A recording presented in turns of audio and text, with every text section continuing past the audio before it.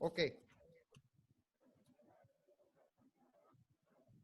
Good to go? Yes, yes.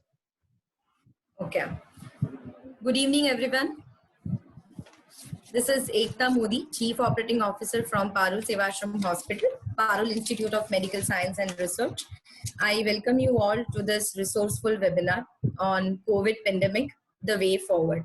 I think it is the right time to choose between panic and preparation. So we have with us esteemed panelists who are masters in their own field, and I'll just introduce them briefly for the audience. We have Vikas Madam, Dr. Vikas, public health expert. Ma'am is Director, Urban Health and Climate Resilience Center of Excellence at Surat. Welcome, ma'am. We have Dr. Surabhi Madan, Infectious Disease Specialist, SIMS Hospital, Ahmedabad. I welcome you, ma'am. Dr. Gitika Madan Patel, Medical Director at Parul University and a public health expert. Welcome you, ma'am. We have Dr. Anant Marathe, Head our Microbiology Department, Parul Institute of Medical Sciences and Research. Welcome, sir. We have Dr. Kritagna Vaghela, Head Department of Psychiatry, Parul Institute of Medical Science and Research. Welcome you. And Dr. Sandeep Shah, Psychiatrist, Head Department of Psychiatry at GMERS Gothri. I welcome you all to this resourceful webinar, and I think we'll be disseminating a lot of, solving a lot of myths, queries, and confusions regarding this COVID pandemic. A brief line of thing for the audience that we'll be having a 10-minute question answer session at the end of the webinar, so you can drop your queries in the chat box. So I think let us now initiate the interaction with the panelists. So I hope you all are ready to solve your queries. I think we'll start with Vikas, madam. Madam, with the current number of cases in India and typically in Gujarat, do you think that the situation is actually worrisome? We should actually need to worry, and when can we expect the pandemic to get over? The numbers are increasing day by day, and is it something which can be predicted? Yes, ma'am. One is numbers in time frame, which decides whether we should worry or not. And we, in short period, maybe from 30th January onwards, we are getting escalation of numbers over a period of time. So it was slow to begin with, then it doubled, and now probably it is slowing down again. So a number in relation to time is worrisome. Any epidemic has to end, so it will end sometime, but when is difficult to predict. Another important thing is the nature of disease itself is worrisome. It's virus, it is a new virus, and I was taught once by the Professor Bradley at London School of Hygiene and Tropical Medicine that new organism is always mischievous like a child. So this is a mischievous virus, and we all need to get adjusted to it and learn about it till it grows up and matures enough. There are a range of sources of infection, starting from asymptomatic to the severe forms, and there is a high risk of contracting infection amongst health workers. That is again a worrisome scenario. Another thing is this anxiety and uncertainty, which is there everywhere. It started with developed countries, and where we could see with the all help which is available now, audiovisual, that they are struggling. So if they are struggling, people are worried what will be our struggle in time to come. It is also a fact that it started in our country also from the area, with urban area first, and second the area which is of the people who can afford so many things, including sanitation and isolation and so many things. But gradually, unfortunately, it has reached to the area where they don't have access to all these facilities, even overcrowding is there, and water shortage is there. So that's where we have a challenge. We also have a challenge because of increasing temperature. People were hopeful that with increasing temperature, the problem will be solved or the virus will be defunct. Uh, but two are now acting together, the extreme temperature and virus. And that is also a matter of worry because we need to manage both together. And then to use PEP in this temperature by health staff itself is a challenge. To control people on roads with this is also a challenge. And that's how we are facing dual challenge in time to come. Another challenge here is the source is not visible and the vehicle is difficult to control. Say if it is water, you can boil, give alternative water supply, treat that water. What do you do with air? How do you filter it? How do you make it safe? So you have to do personal protection instead of working with vehicle. And that's where the challenge lies, because that is not feasible, very easy, because it needs a lot of commitment on the part of the recipient, that is people of the country also. And daily reports of deaths, number of cases, and sitting at home and looking at all these figures is adding to the anxiety of the people. There is also a worry. We talk a lot about role of Ayush in prevention, but we are hesitant to include Ayush in any action. So it goes by just giving advice that Ayush advisory is there and you can follow it, but there is no consistent. It's not a science where you have a scientific evidence, but it is experience-based science, and somewhere you need to give its its space in the program if we really want to, if we really feel that it can be helpful. It cannot be predicted, but now with the lockdown getting over in near future, we need to be very watchful and we need to be well planned to deal with what is going to happen in time to come. I think Madam has summed up about this mischievous virus very well. And the name itself, it's very correct. Like, it's mischievous. No one is able to predict what will happen next. I think we can also have views on same question by Dr. Gitika. Ma'am, please. Yeah, good evening, everybody. So as Madam said that, yes, situation is definitely worrisome. We have already crossed 20,000 cases. So irrespective of the number of cases, the situation is a bit worrisome because of certain things, as Madam elaborated. The universality of the virus, the contagiousness of the virus, the inability to still have a vaccine and a treatment in hand. So these are certain things which are worrisome about it. And about the pandemic getting over, there are certain debates which are going on that when will the pandemic get over? When is the ending phase going to begin? So according to the sources, currently our country is in early acceleration phase and the rise has begun for the number of cases. So if the current phase goes on, the data and the sources say that the ending phase shall begin somewhere around mid of June. But that again depends upon several things, which includes arising and emerging hotspots in coming time. The more the number of hotspots emerge, the difficult it is going to be. The period when the lockdown is actually being lifted, partially lifted, and then totally lifted.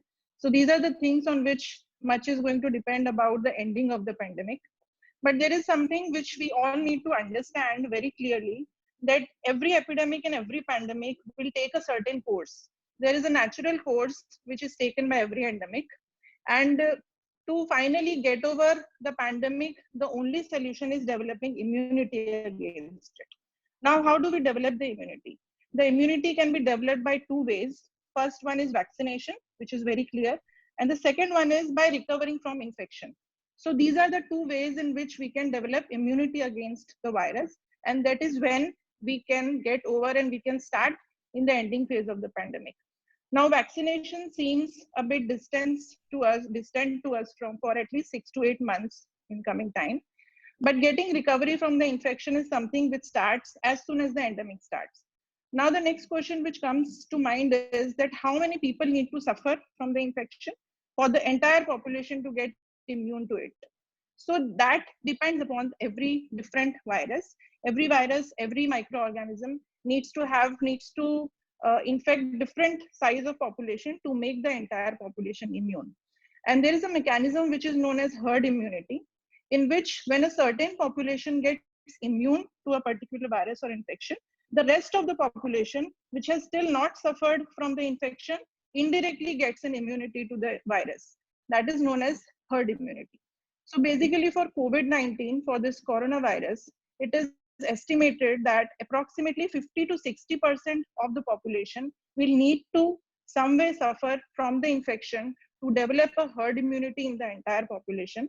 And that is when we can say that the pandemic will enter into the ending phase.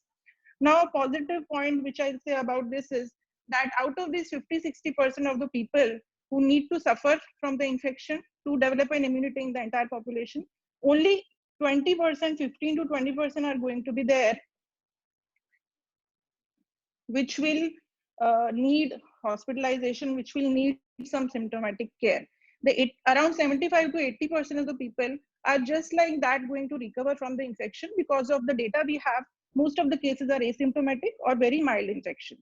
I think Dr. Surbhi will later throw a light on these facts also. So we have to understand that the virus and the pandemic will take a natural course, and a certain amount of people, which is 50 to 60% of the population, will have to suffer from the infection in some or the other form to develop an immunity in the entire population. And that is when we will be able to enter into the ending phase.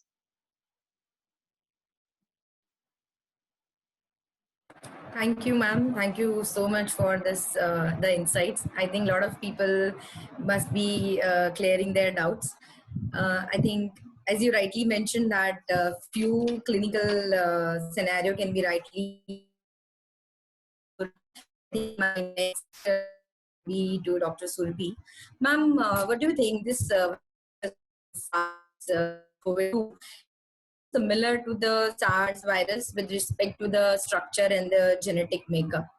Then what could be the reason we're not able to control it as we could have controlled the SARS? And also some like you can throw some light on the diagnostic tests of like PCR versus the antibody tests.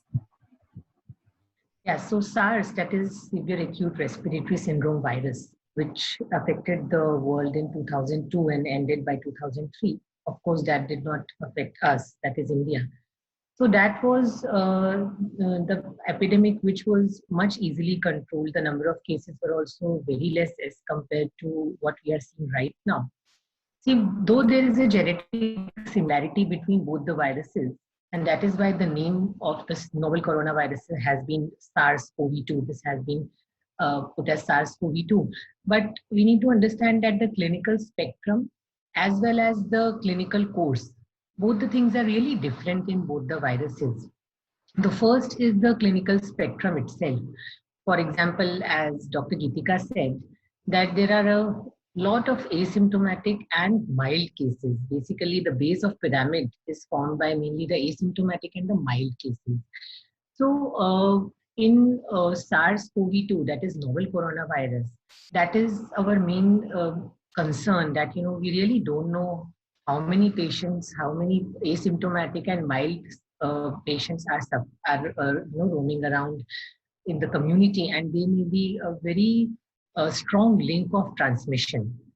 If we compare it to SARS, it was not like that. The number of asymptomatic cases were not that high as in SARS-CoV-2.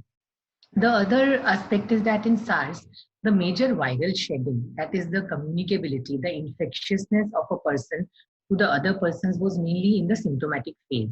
On the other hand, in COVID-19, we already know that the person who is suffering from COVID-19 may be infectious even before the starting of the symptoms, and he could remain symptomatic after recovery from the disease also. So that is also a reason why we are not able to control this as we could do it in SARS. The third point is R naught. That is the basic reproduction number which we say. The R naught for SARS-CoV-2, it's around 2 to 3, which is a little higher as compared to SARS. So what do we mean by R naught is the number of people which a single patient can infect in a community which is susceptible to the virus. So whenever we are facing a pandemic, our main aim is to decrease this R naught value. And once we reach the R naught of 1, that means the pandemic will come to a plateau, and less than 1 would mean that the pandemic will start ending. So this R naught value, that is the persons which are infected by a single person, is more as compared to SARS. The fourth thing is that in SARS, we saw that the major community which was getting infected and affected were the healthcare workers. So a lot of transmission happened in the hospital setups and institutes. On the other hand, in COVID-19, what we are seeing is it's mainly the community which is affected. So there is a lot of difference between the two viruses. If we see the clinical spectrum, the nature of the disease, the clinical course and the transmissibility, the infectiousness and contagiousness of the virus, I think that is the reason why we are not able to control this pandemic as we could do in SARS.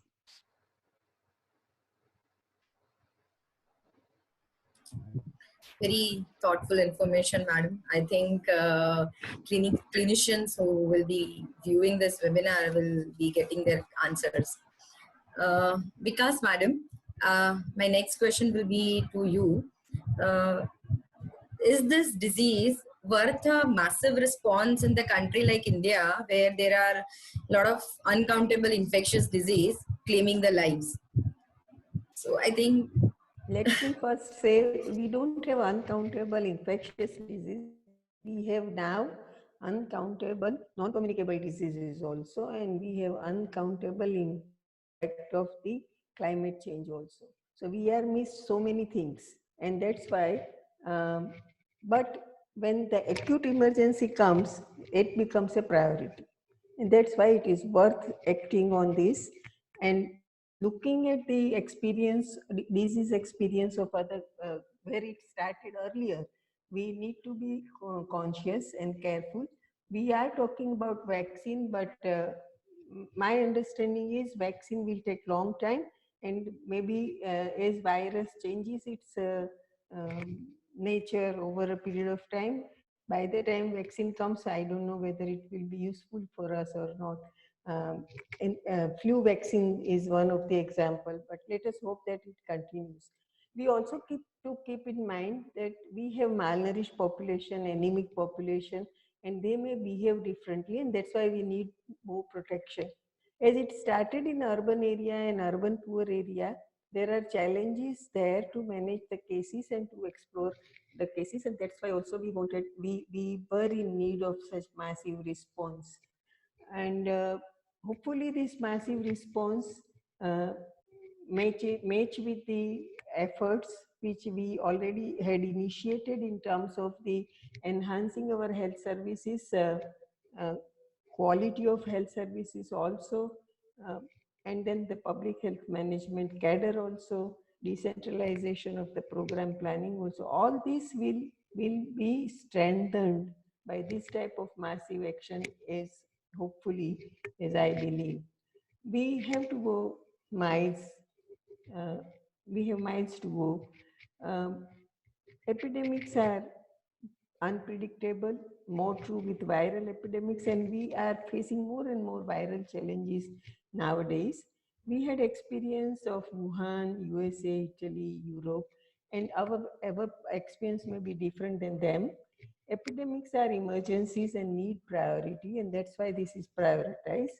And why only infectious diseases? We have to worry about all other health challenges which we are facing.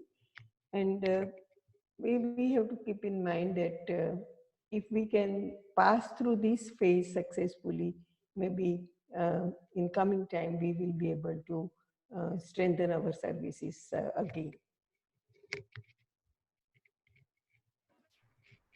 thank you, ma'am. Thank you for your insights.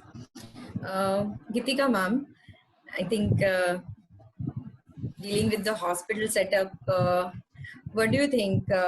What will be the most important things to keep in the mind to control this situation once this lockdown is completely lifted?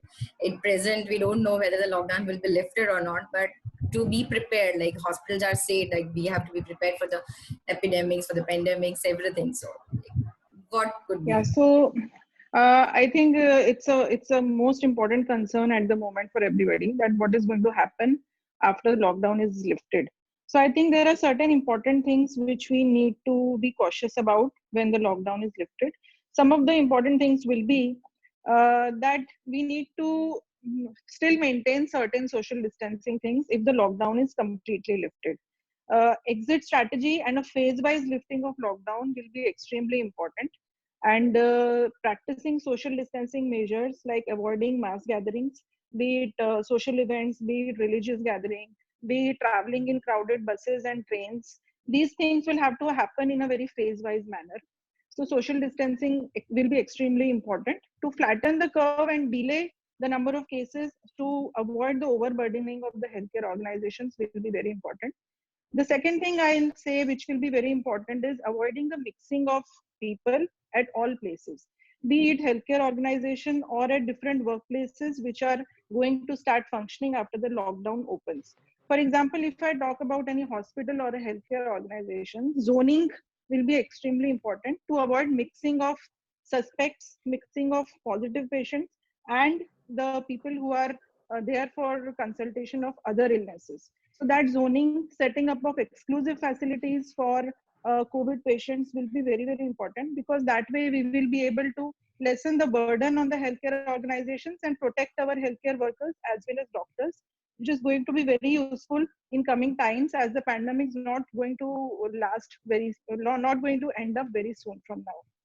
The third important thing, I guess, will be protecting our elderly population of the society, because we know for COVID-19 specifically, they are the most vulnerable, and protecting the people with comorbid illnesses. Even if the lockdown opens, probably we'll have to keep these people still in a lockdown mode to reduce the severity of the infections and to prevent mortality, which is occurring from the infection. So even if the lockdown opens, elderly and people with comorbid illnesses will have to keep themselves in the lockdown as a self-precautionary measure. And the last, I guess, but not the least, a certain basic sense of responsiveness amongst everybody will be very, very important. Be it about unnecessary not moving out at places, be it about self-precautionary measures like protecting the places from where the virus enters the body. It's very important to just like that not panic about things. If there is a case in your society or in your community, just like that panicking about the case, now I'm going to get infected and what is going to happen to my family, rather than that, we all need to understand the way the virus is transmitted and the ways by which we can protect ourselves from the infection are very important. We need to protect ourselves by the ways in forms of, for example, we can protect the places from where the virus enters the body, which is through the mouth, through the nose, through the eyes and the ears. So it is extremely important to practice some very simple measures like wearing masks, wearing glasses, wearing masks, wearing caps, and properly maintaining social distancing measures. So basic social responsiveness amongst everybody will also be very important for avoiding unnecessary increase in the number of cases after the lockdown is lifted. I would like to add a little bit here. We are talking about senior citizens who are vulnerable, but there is also a segment which has a condition which can be comorbidity for the and can increase the risk.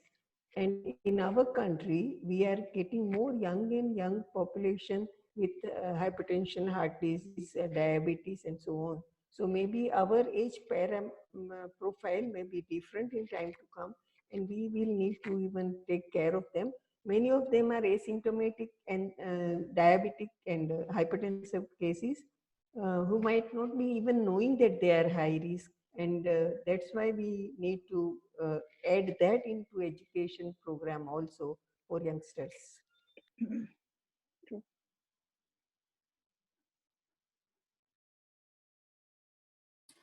Thank you, ma'am, for your inputs.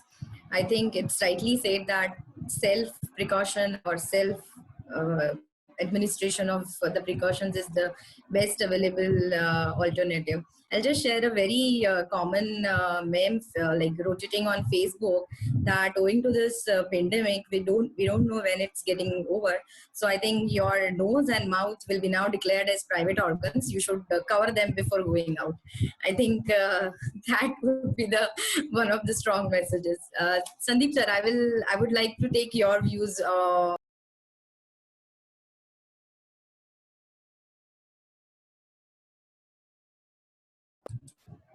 Hello, Yes, good sir. evening everyone.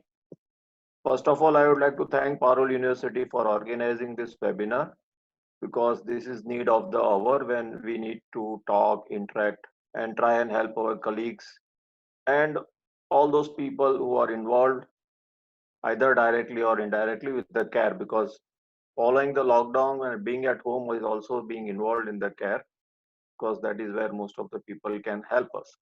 But talking or coming back to your question, Ekta, about lockdown and what happens after the lockdown, there is also another aspect over and above the corona or the COVID-19 aspect, and that is what is happening to the routine medical needs of patients who are routinely there in the society, who have their cardiac issues, their hypertension related issues, their diabetes related issues, as Dr. Vikas was mentioning, and so many other problems, where somehow we also have a belief system where people do go away or shy away from taking medicines and feel this is a time when we can try some homemade remedies and become better.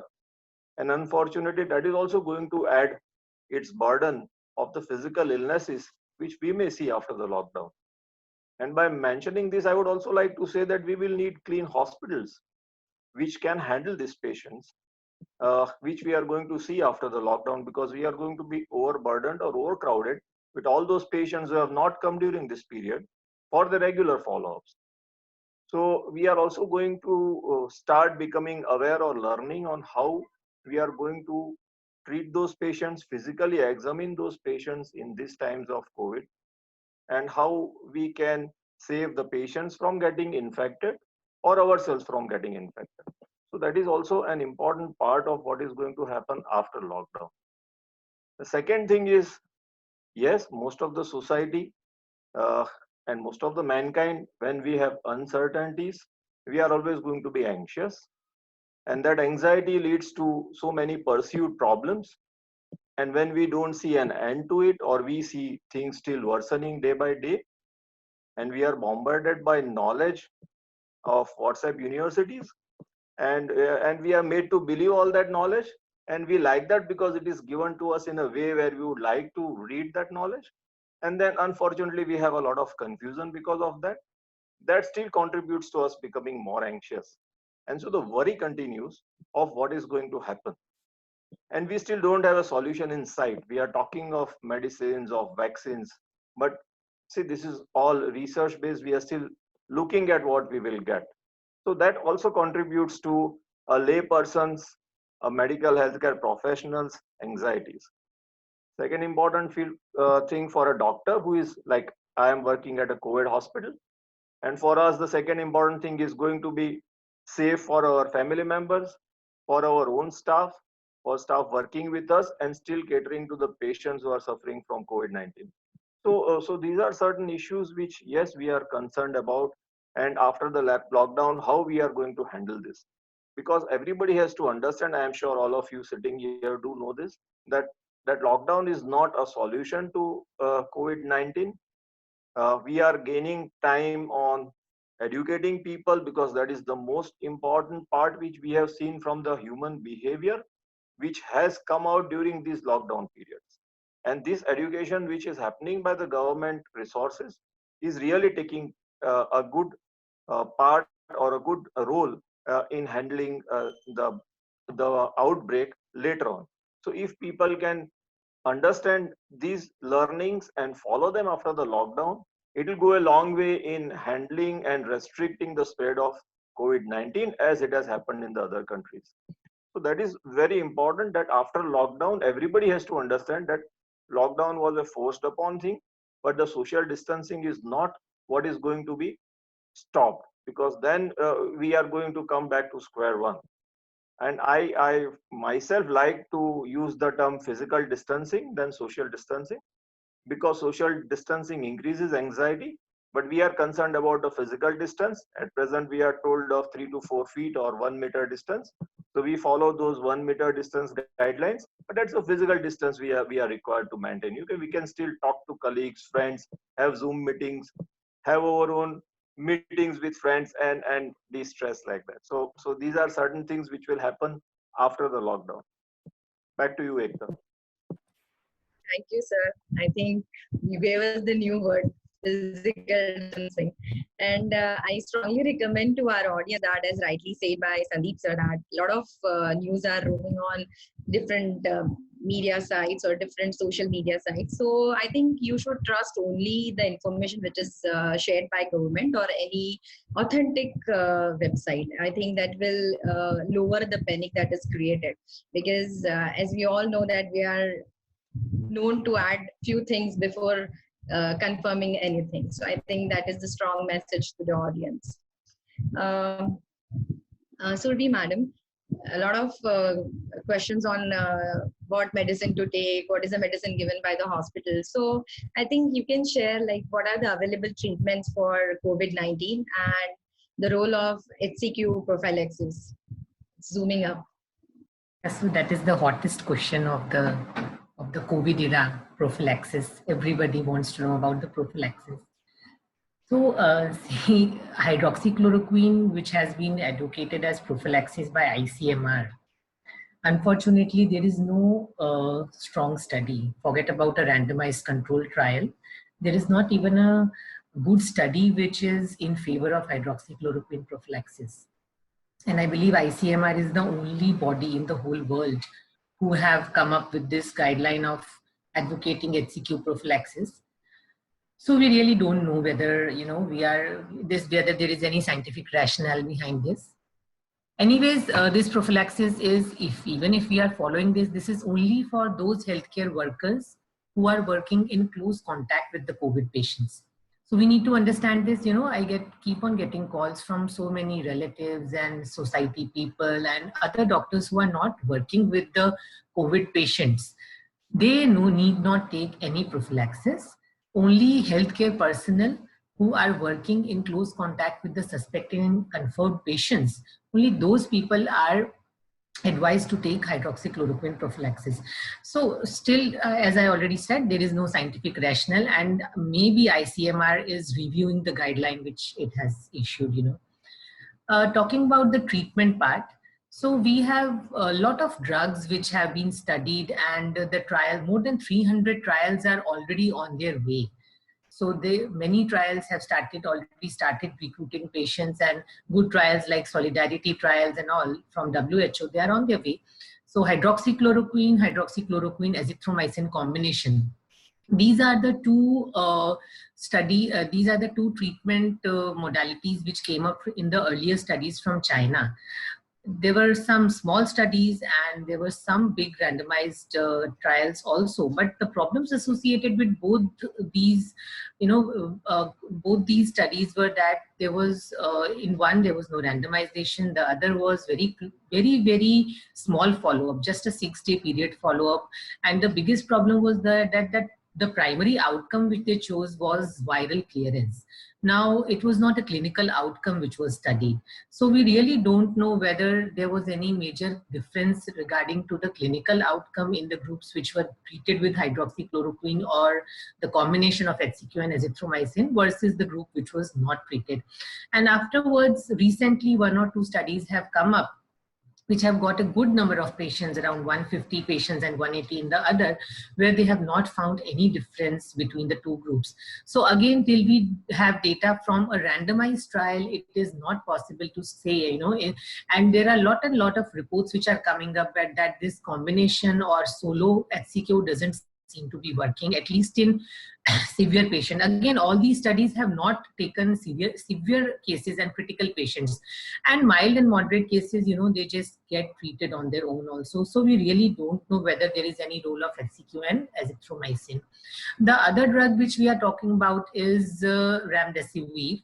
That seems to be a good drug. That is an antiviral, and it has been found to have good results in patients who are severe, but it is not available out of the trials. And of course, in India, it is not available. And if we really want to get it, we'll have to get our patients enrolled in the trials and all.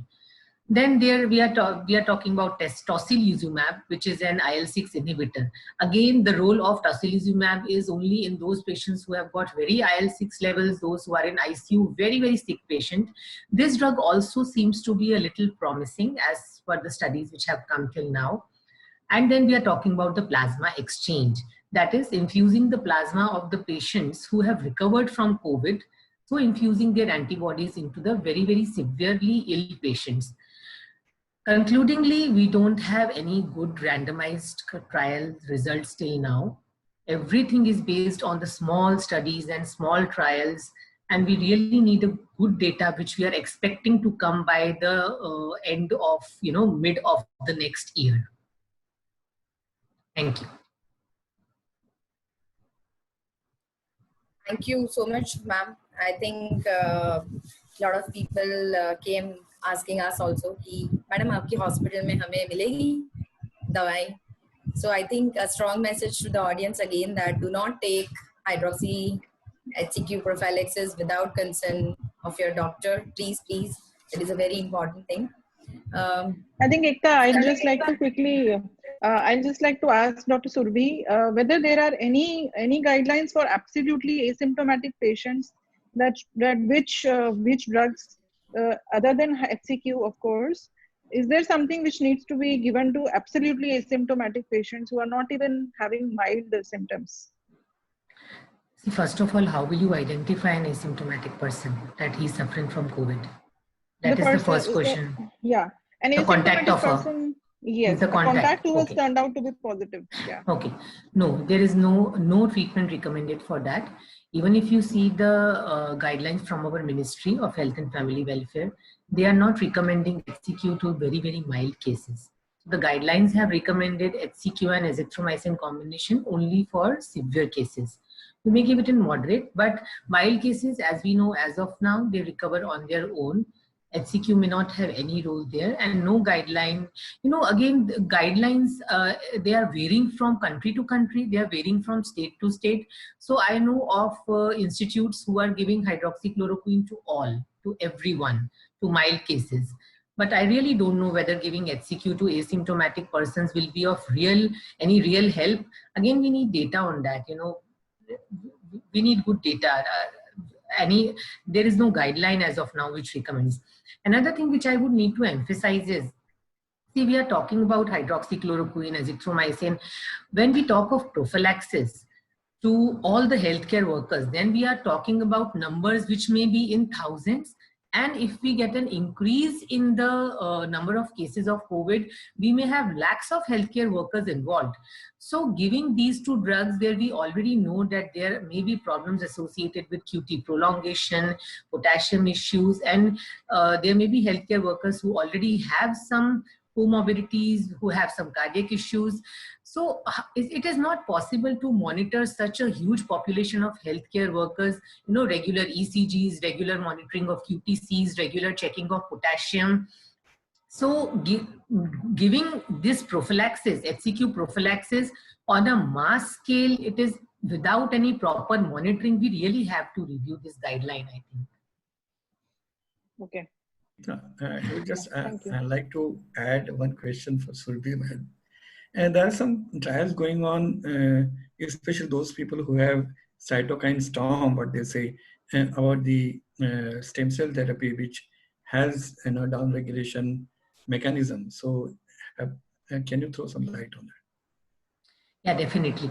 So in all the studies which have come up till now, what they are finding is that there are some markers of severity For example, very high CRPs, very high procalcitonin, high ferritins, high D-dimer, high TROP-I levels, and high IL-6. So IL-6, interleukin-6 is one of the cytokine which we can measure in the labs. So what they're finding is very, very sick and severe patients. See, we need to understand this, that the severity in COVID is actually may not be a function of the viral load, but it is mainly the immune response which leads to worsening of the clinical condition of the patient. So there may be patients who have got high viral, again, we don't know whether viral load actually is proportional to the severity of disease. So mainly it is the immunological response of the body which leads to a cytokine storm, increase in the IL-6 and other cytokine levels, which actually leads to worsening ARDS and sometimes, shock and all.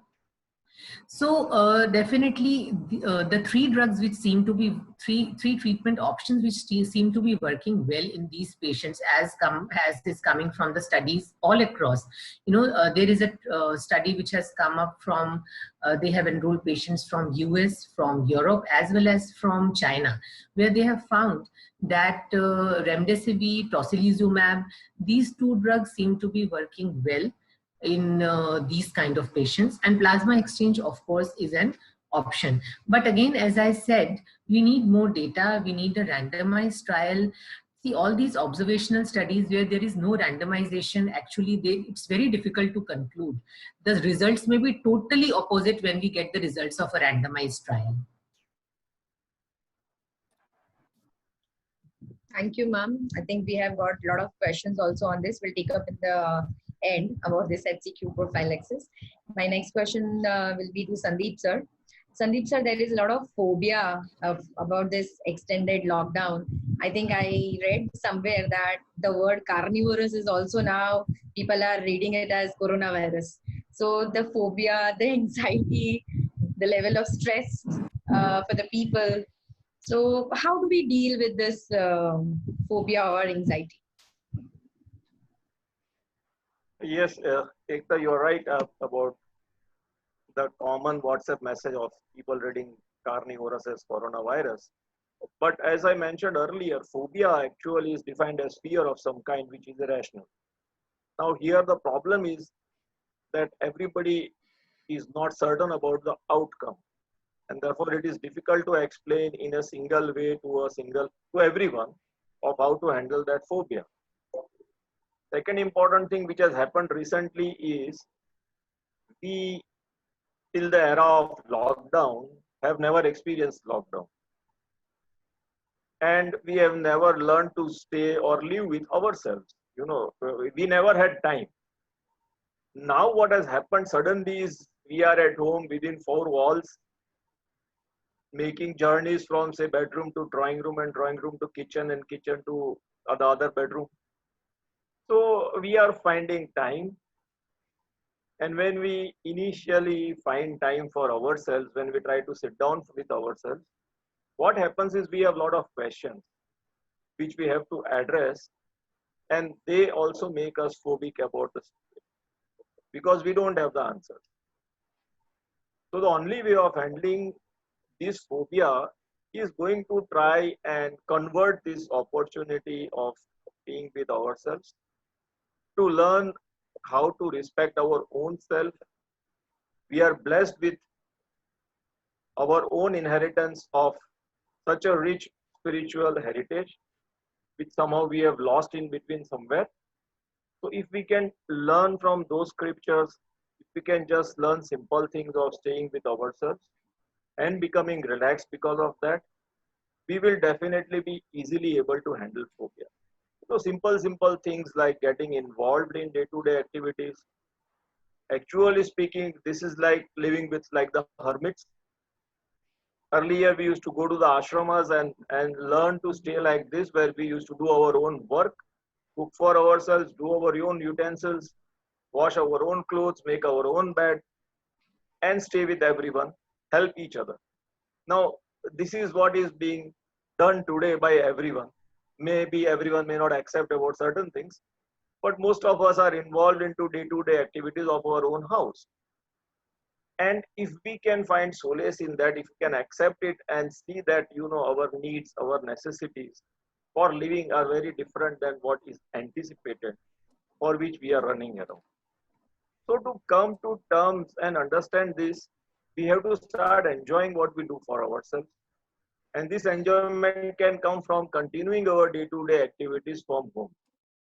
And yes, webinars are providing a way of keeping yourself engaged and also keeping yourself updated. But we should be aware of not, having bombarded by webinars. But we should keep cool, have 1 or 2 webinars in a day, and then yes, continuously work with what we should do in the home. So if we start enjoying that work, nothing like it. Secondly, yes, physical fitness is also very important, and we should do our physical workouts at home. If you see YouTube, if you see WhatsApp, if you see, any other social media, they are now flooded with workout at home videos. There are so many people available to teach you workout at homes. So if you can follow those simple steps at home, they are very, very easily doable. Third thing which can make you handle this anxiety and phobia is, if you remember in your college days, in the days when you started working, and when you felt that you did not have time, what were the things you were missing on doing? Sitting at home, there will be so many things which you can do now because you have that time, and fulfill your hobbies which are possible to be done from home. We all want to remember that yes, we want to stay within the house at home, so that there is no exposure and we keep ourselves safe, and that is how we are going to fight this issue. That is our contribution, rather than everyone becoming a warrior and trying to go out and fight the battle. This is a different battle where everybody can help by staying inside and enjoying that staying inside the house. So, I mean, it is going to be a life lesson for everyone post corona era, the era which we are going to live into, because none of us has seen a lockdown like this. Nobody has ever had such lockdowns. So it is going to create a lot of phobia, anxiety. People are worried. There are real phobias, there are real problems. And then that escalates because, like, somebody doesn't get medicines. And now I will procure that medication. But there are ways and means of doing it. And if you approach the right people, people are very helpful, and things can be settled. So by talking to people, by trying to find friends to help each other, I have seen that people come forward on Facebook, on social media to help each other. They are available to provide you medicine, see that you get the right things, see that our worry is tomorrow I may not have this thing in my house. But if you have that thing in your house today, you use it. Tomorrow it's going to happen that you will have the thing, because so far it has never happened that it was not in your house. So that is how you have to talk with yourself, be with yourself, and start enjoying this situation so that the phobia and anxiety can be taken care of. Over to you, Ekta. I would like to ask a question here. We talked about ourselves, having house, having things, only little bit compromised with the things if we don't have. But there is a large section outside us which doesn't have even things today. And they don't have even a scope of social distancing or physical distancing. And what about them? They also suffer from anxiety. They also suffer from uncertainty. They have not experienced lockout before. And that is a sizable number which leads to social disturbance also, in the disturbance in the city also, and maybe in rural area also. So how do we deal with them?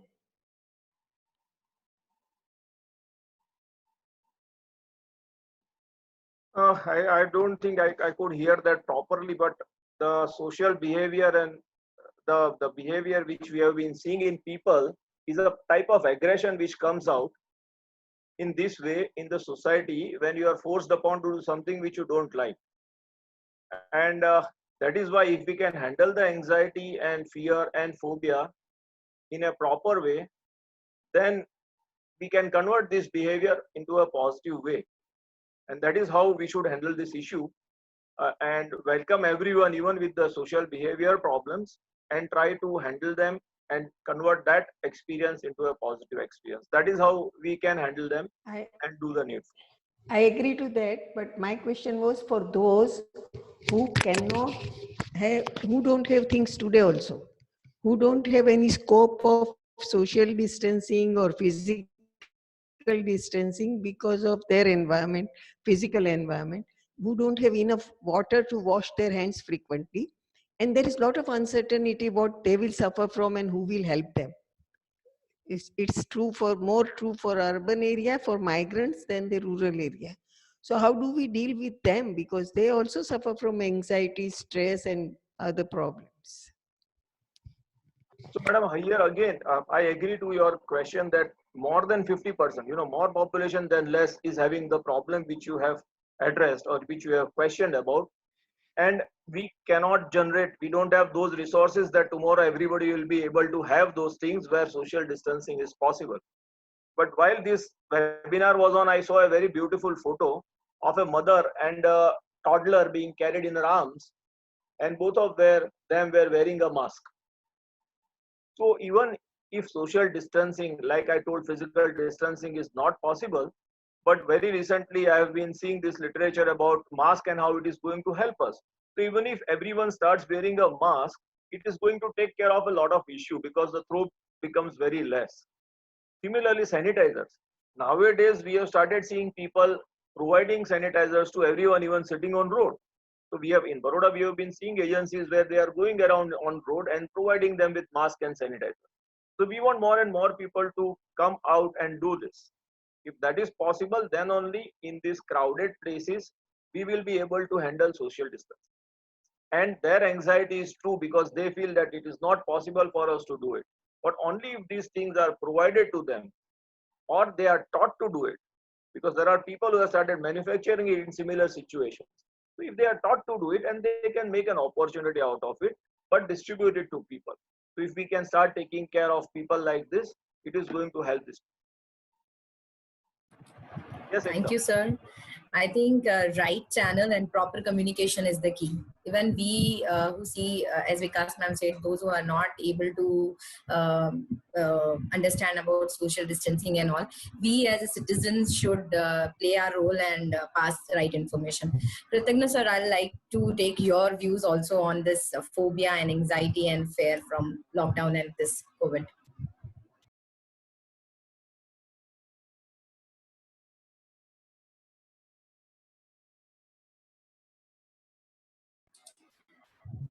Dr. Pratagna, you need to unmute yourself. Good evening, everyone. This is basically unprecedented time we are facing. I think the greatest stress which are facing right now in our recent human time. Most of the people have a concern, worry, or anxiety, and stress, which we are talking about the coronavirus.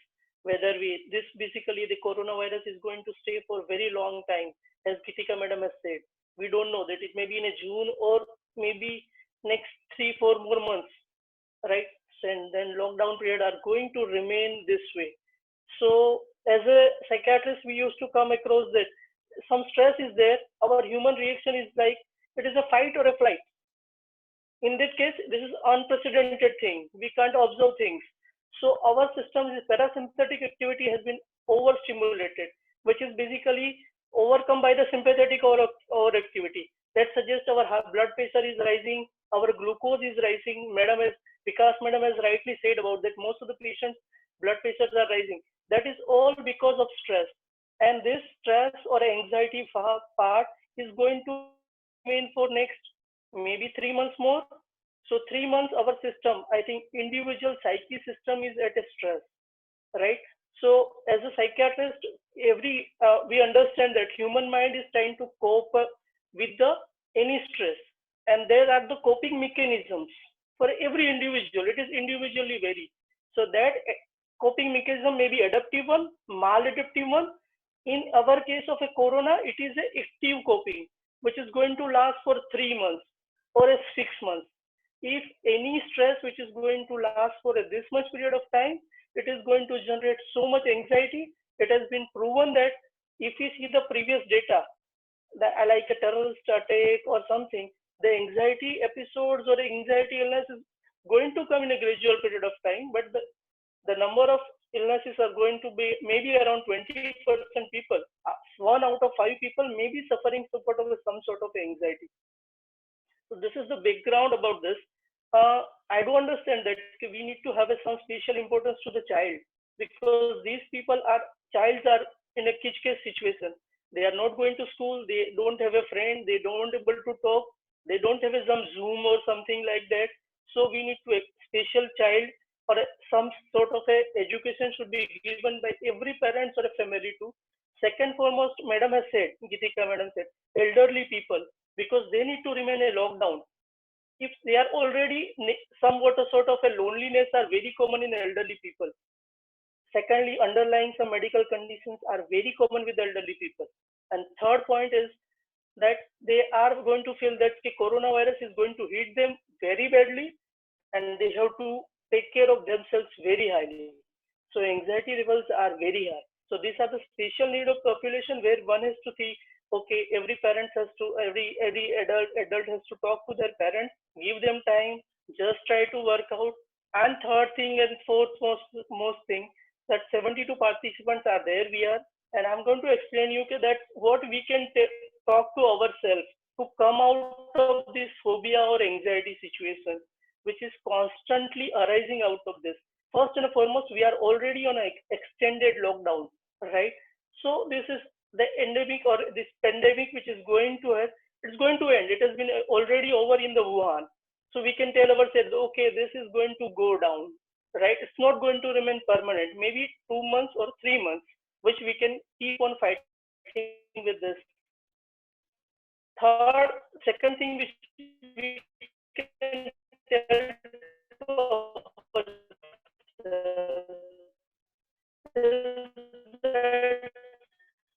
okay, this illness is affecting the people of group of people, but if we are getting in a proper way, in the form of okay, I want to have this way is getting over exercise and physically fitness. And many people are guiding about the Facebook people are they try to remain healthy, try to work out, try to get a healthy food, diet and everything.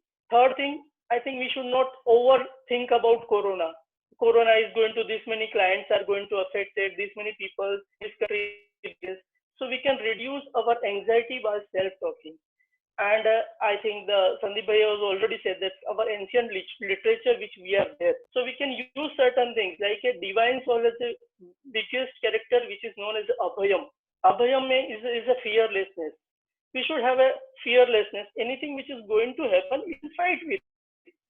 There are number of doctors, number of hospitals. Our Parul University is keep on working constantly. For every patient, we have some sort of arrangement, and we are trying to help it out. They will going to get a medicine and have a faith on our doctor system and God.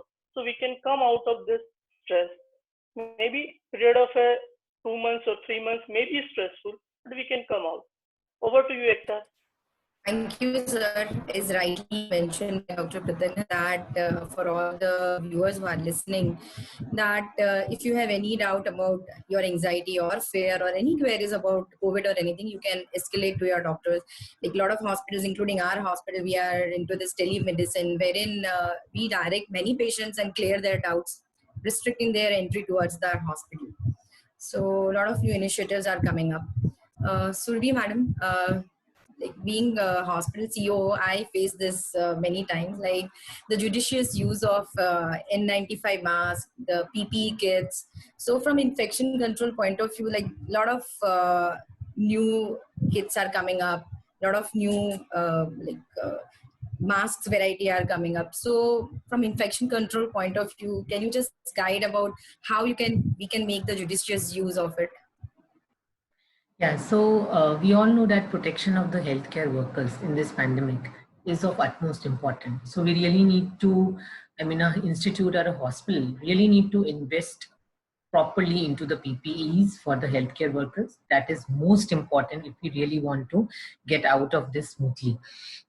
There are many guidelines which are available. Our ministry has also given the guidelines, CDC, WHO. But what I feel for last 1.5 months, we have been, making lot of policies, sitting in the meeting rooms in the hospital, mainly about the infection control part. So what I learned from all this is that, every hospital and every institute has to customize the policy according to their own need, according to their own economic dynamics, and, according to their own setup. So ideal scenario will be to give N95 to everyone, but we all know that practically that is not feasible. It is not feasible even in United States and, in UK. So forget about India. We still are better than them, but still, and providing N95 to each and every person is not possible to all healthcare workers. So I think there are two most important things in this aspect. One is that all the institutes should have a team, a core team which addresses this issue. So we have an anti-COVID team where we have, 5 or 6 members in the team from the most important areas of the hospital. And I am one of the members of that team. So what we have done in our setup is that we have identified the low risk, the medium risk, and the high risk areas. And then according to that, we have, designed the infection control and the PPE policy for them. For example, we have the highest risk areas which are there in our hospital is first the flu corner, which is the first point of entry, where after the screening from the security, all the people who have got, any symptoms which are included in the checklist, like fever, respiratory symptoms, or abdominal pain, or other symptoms which could suggest anyway COVID, they go to the flu corner. So there we have provided level 3 protection to the medical officers and the nursing staff and the attendant. By level 3, I really mean a full, gown, over that a white overall, an N95 mask, double layered gloves, a cap, a hood, a goggles, a shoe cover. So another high risk area of the hospital is the isolation ward, where these suspects or confirmed patients are admitted. And third is the emergency room, where again all the doctors and all the staff need not be given level 3 protection, but you have to identify one doctor and one staff and one attendant who will be given level 3 protection if they who attend for the first time to any suspect or any patient who comes, any suspect patients when he comes to ER. Then we have a medium risk area. So after flu corner, our second level of security before the patient gets into the hospital is the fever and respiratory OPD, where I sit. So there we have level 2 protection. We don't wear the hood and we don't wear the white overall, but we wear the simple cloth gown and an N95 mask and a pair of gloves. And then we have a very low risk area, all the other OPDs who do not see these kind of patients, and in the wards which are not admitting respiratory patients. So we need to segregate the areas, that is most important. And accordingly, we need to assign the PPEs.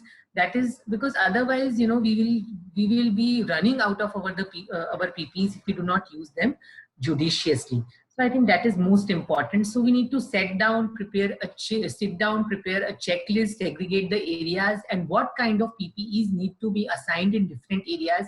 That has to be strictly implemented. Thank you. Surabhi Madam, I'd like to ask one thing, because there are papers regarding the high viral load exposure and low viral load exposure and the severity of the disease that develops. Do you agree to that? Yeah, so see, as I already said, that there are some papers which point towards that the severity of infection may be related, maybe, the healthcare workers. For example, it happened in SARS. It was mainly the healthcare workers which were affected. And one reason which was put was the close proximity of the healthcare workers to the patients. So there may be a role of viral load, but again, there are no strong studies which say that the severity of the disease is directly proportional to the viral load. And the transmissibility, of course, sensibly speaking, it should be related to the viral shedding and the viral load in a patient.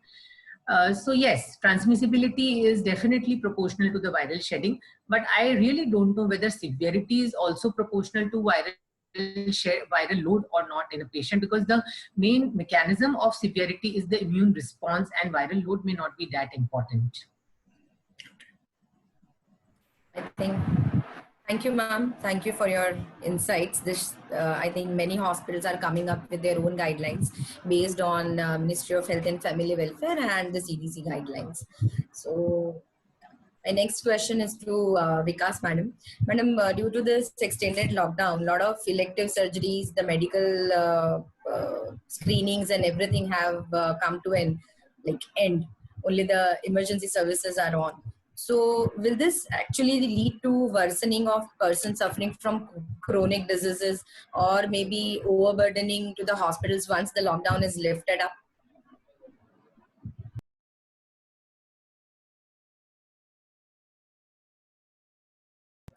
Ma'am, you need to, Vikas madam, you need to unmute yourself. From my side, yes and no, both. Yeah, there will be a backlog for a routine checkup, and those who were at home and could not be managed by. Sorry to interrupt you, ma'am. Can you just hold the mic a little those closer? Who are, Yes.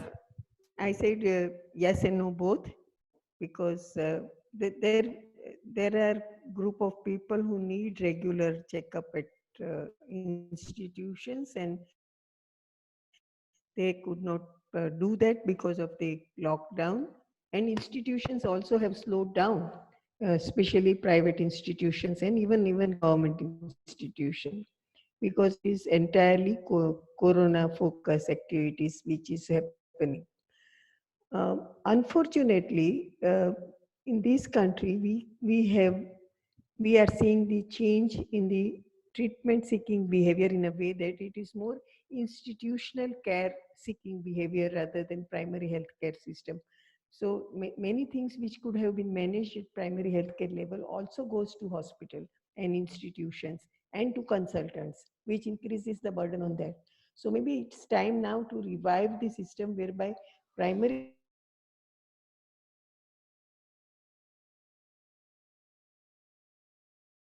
the primary healthcare units. We need to revive them definitely, and we need to take help of them for the early care and care of those who can be taken care at primary healthcare level. This will reduce the institutional burden also.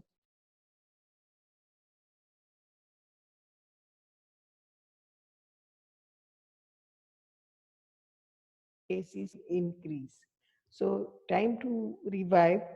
Uh, I would also like to say this may probably improve the healthcare services also, because the, the facilities have improved, increased, and even the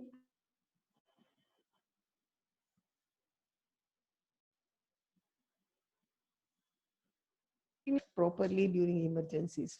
So we need to consider all these aspects. And hospital, as Geetika said, we really need an exit strategy. And that exit strategy will help us in managing the things properly. Even the routine care of the patients will where we are worried about.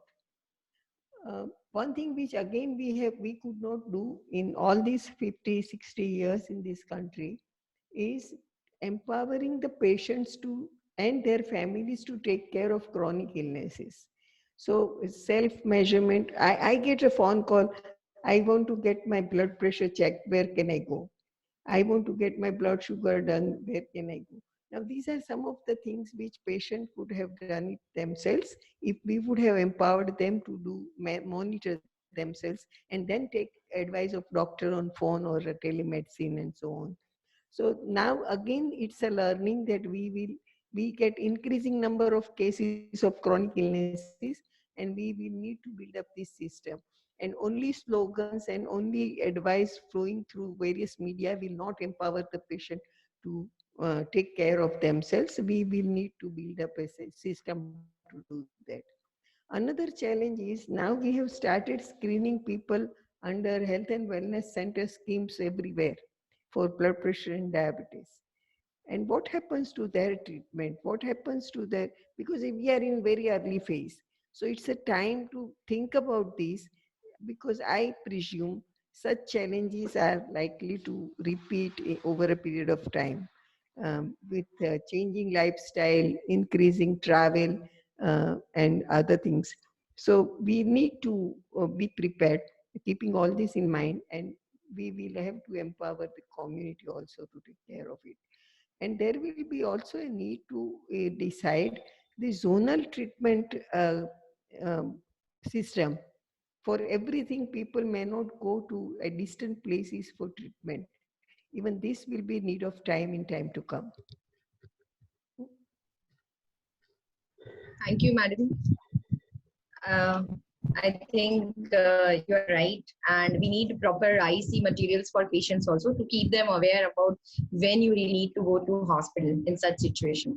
Gitika madam, I think it needs more one-to-one IEC material. If I am not interested, I will not read it, even if it is boldly written in front of me. So it should be part of treatment. When the doctor talks about it, should be also be responsible for to counsel the patient. Counseling is not the job of only counselors. Everyone in system is a counselor. I agree, ma'am. The human touch is missing in this. Gitika ma'am, I would like to take your views on the same. Yeah, I think Ekta, we are running short of time. We need to take questions. I'll quickly give my view on this.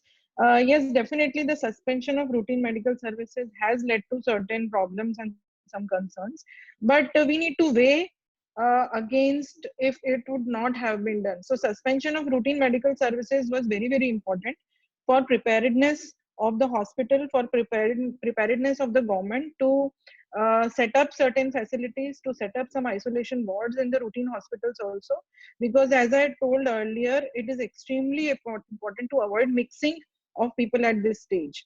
Yes, definitely the chronic disease sufferers have been facing problems because they have not been able to come to the hospitals for the routine checkups, for picking up their medicines. But yes, definitely the big hospitals and the tertiary care centers like ours have been functioning well with the essential services as well, which includes dialysis services which cannot be stopped, which includes chemotherapy services, the tuberculosis services, the obstetric and gynecology services. So basically, we have been able to take care of the essential as well as emergency services.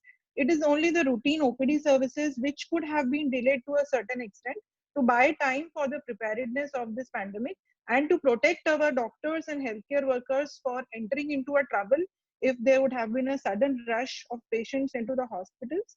It would have been very difficult for the healthcare organizations as well as the government to handle the situation. So this suspension of routine services was a very wise decision. And if it would not have been done, then the situation would have been a bit difficult right now, because a lot of healthcare workers would already have been exposed to the patients. But yes, if the lockdown doesn't open and this routine services are not opened up soon, we could see a lot of complications in the chronic disease sufferers. So we are looking forward to gradually starting the OPD and routine medical services after some days from now. Thank you. Thank you, ma'am. I think a lot of questions are coming up in the chat panel. So I'll just take a quick question and the last question of this panel to Dr. Anand. Sir, we need to know about the diagnostic tests, the RT-PCR versus the antibody kit that is available, the pool of the sample, etc. Thank you, Ekta. I think this is the definitive precursor for all what we are talking about. The diagnosis is the mainstay, because with this unprecedented pandemic spread and no definite treatment available, I think diagnostic becomes the vital thing in all this scenario. Talking about the diagnosis, I really appreciate the development in my diagnostic microbiology in last couple of decades. It is phenomenal, and we now know the spread of the disease. Early diagnosis is going to help to minimize the spread. Although there are people talk about the false positive, false negative, with all tales that are there in the diagnostic microbiology, they will have their advantages and limitations. So there will be something which will be confusing or unambiguous or ambiguous. So talking about the diagnosis, the definitive diagnostic test is RT-PCR. Now here I would like to stress more on what is RT-PCR to those people who are not having microbiological background. The RT-PCR is real-time PCR, which is latest technique, better than the PCR, because PCR was qualitative test, the RT-PCR being quantitative test, and this is latest. What is done generally in RT-PCR is the definitive sequence, signature sequence of the virus. Now we know that SARS-CoV-2 is an RNA virus, and the sequence, the signature sequence is the sequence which encodes for the spike proteins that are present on the envelope of this virus. So that signature sequence is located, its primers are made, and that is then converted into DNA by using an enzyme known as reverse transcriptase. So RT-PCR also is reverse transcriptase. Whenever the RNA comes in the picture, this sequence, signature sequence, is converted to DNA, which is then amplified, and it is linked with the fluorescent dye. So we can do the real-time PCR in which we can understand how much RNA was present in the given sample. Now, this is a very, very technologically demanding test, and it needs a good infrastructure, state-of-the-art labs, and very expensive materials also, including the instrument itself. So now that with the madam's proactiveness, we are trying to establish the RT-PCR in our college, and now we'll come to know how tedious it is. It requires trained technicians. It requires trained molecular diagnostic scientists to see that there is definitive result that can be made available to the clinicians, because the RNA is a very fragile material, and it requires a specific temperature to maintain the RNA. So false negative or false positive may be dependent on how the sample was collected, how it was preserved, how it was transported. So there are so many lacuna where you have to monitor everything, and the ICMR is taking care of all these steps that are required in this. What sample is needed at what time? As Dr. Surbhi has been telling, we have some false case reports of false negative in a patient who has pneumonia and the RT-PCR is negative. So those patients who have developed pneumonia, especially in them, a nasopharyngeal swab may be negative, but the lower respiratory tract secretions would be a better sample. So what sample, at what stage of the disease, and to whom to be tested, these are all important topics that need attention of all these clinicians. So many of the people think that it's a simple test, like running a pregnancy test, put out 2 drops of urine and you come to know whether it's positive or negative. And that is the way people think, but it's a very complex test, and so many stages are very important, and they are taken care of, and we need, that's why the ICMR says that you need a national accreditation board certified lab. So we are going to have one. Most of the tests that are available are based on the amplification of the spike protein sequence. And you can use 2 sequence also for a definitive diagnosis, but as you increase the sequence number, the test becomes very expensive. So today, now at present, currently, all the tests that are available, they detect only 1 signature sequence of the RNA. Talking about the antibody test, which is available, we have recently, found that the antibody test was not working properly, and we had to send the goods back. Antibody test is not going to be helpful in prevention of the disease, because antibody appearing in the blood takes almost a week or 10 days.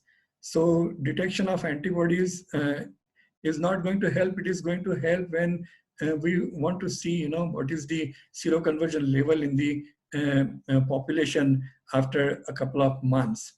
There are some patients who are infected but don't develop antibodies at all. So these are some confusing scenarios in which antibody test is not going to be very helpful. Later on, at the end of the epidemic, when as Geetika madam said, 40-50% population gets infected and there is herd immunity, that time these antibody tests would be, in my opinion, more helpful. And that is all. Over to you, Ekta.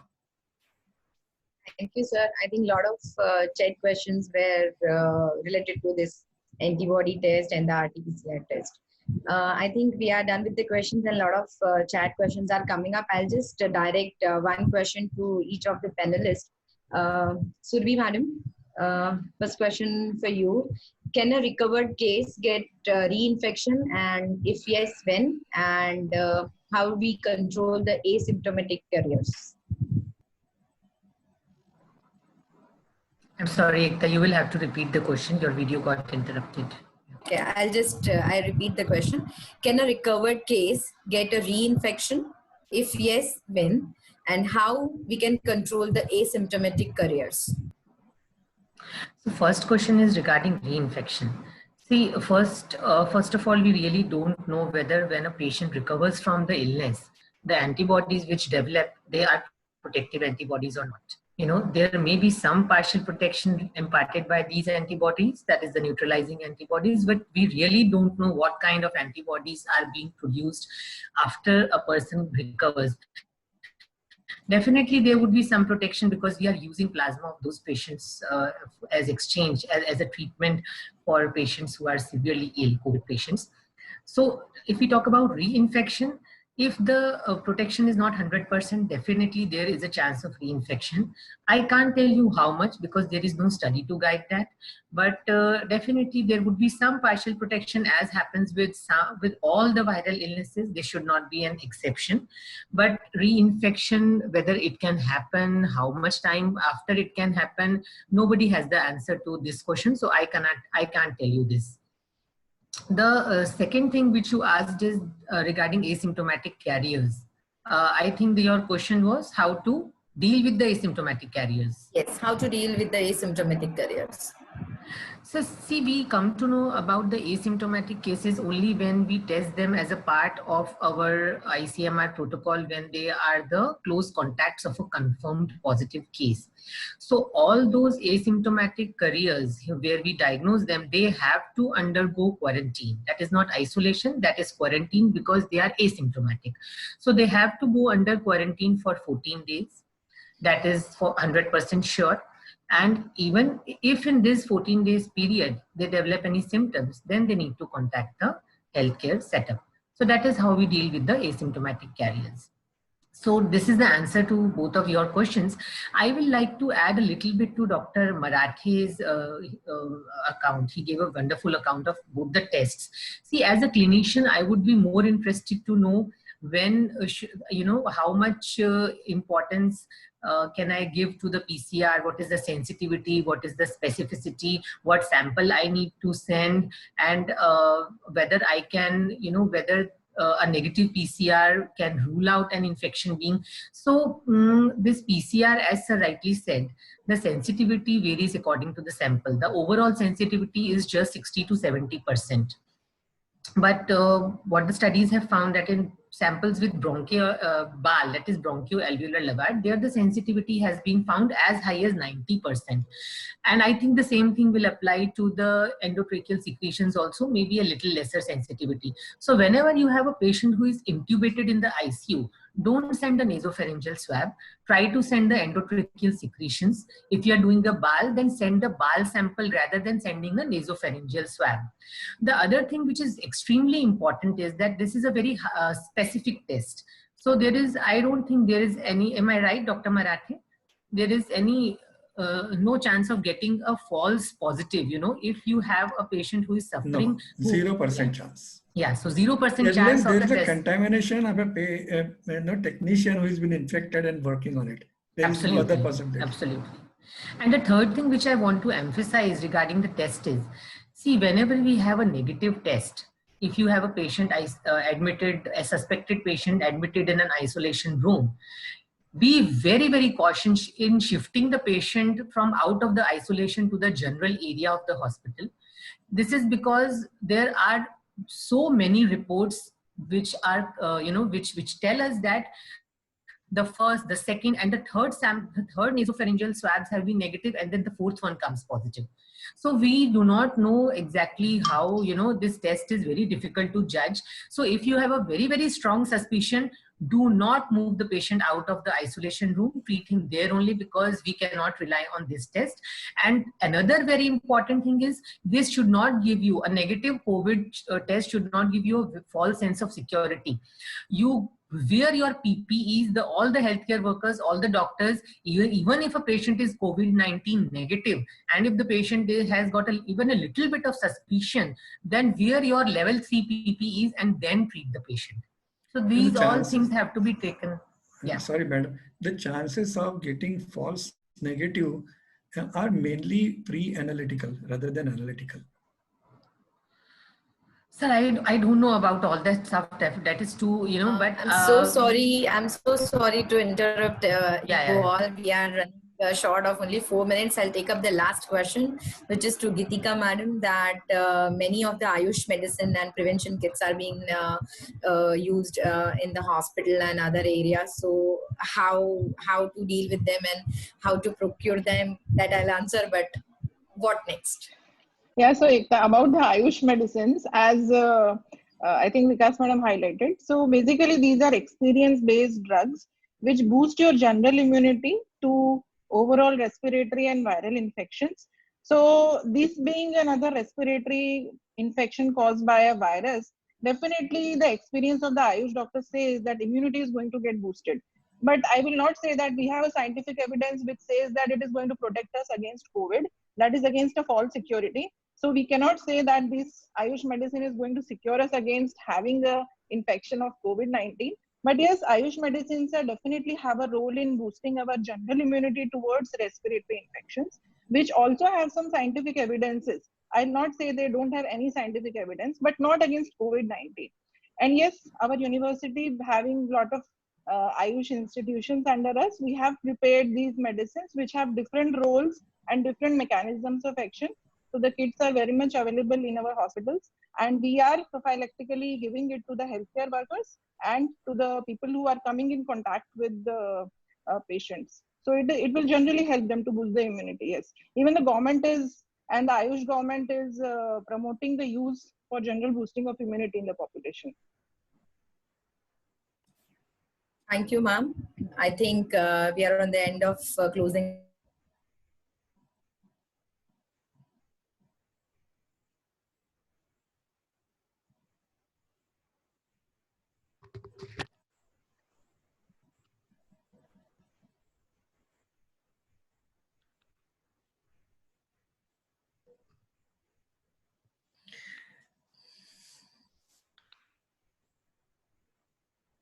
I guess you are not very audible.